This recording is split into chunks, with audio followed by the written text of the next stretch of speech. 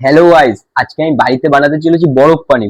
তো রাস্তা দিয়ে যখন যাই তখন তো দেখি খুব সুন্দর লাগে খেতে। তো আজকে বাড়িতে ট্রাই করবো বাড়িতে বানালে কেমন লাগে। তো এই যে আমি এক বাটি জল নিয়ে নিয়েছি। এই যে এইটা আমি এখন ফ্রিজের মধ্যে রেখে দিচ্ছি। তো এখন এখন বাজে হচ্ছে 9:30। 12টা কি 1টা পর্যন্ত অপেক্ষা করব।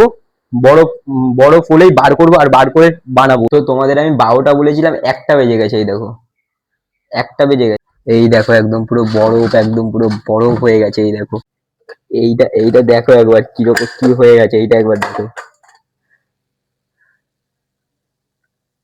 কেমন লাগছে বলো। তারপর বরফটা একটু থেতো করে নিলাম। থেতো করে নেওয়ার সময় কি জল বেরাচ্ছে, পুরো জলে একদম পুরো সব ভেসে যাচ্ছে। রেডি হয়ে গেল। এর উপরে একটু নুন ছিটিয়ে দিই। তারপর এই যে আজকে চেক করবো যে কেমন হলো আমাদের বরফ পানি। তো গাইস, ট্রাই করছি আজকের বরফ পানি কেমন হয়েছে। এই যে দেখতেই পাচ্ছ, এই যে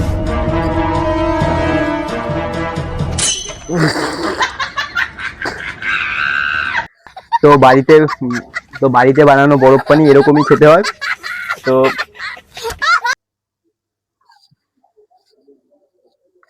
কি বাজে, এই হলো বাড়িতে বানানো বরফ পানি। কিন্তু এখন ভাল লাগে। এই যে এখন এখন পুরো স্বাদটাই চেঞ্জ হয়ে গেছে। একটা পাইপ হলে ভালো হতো।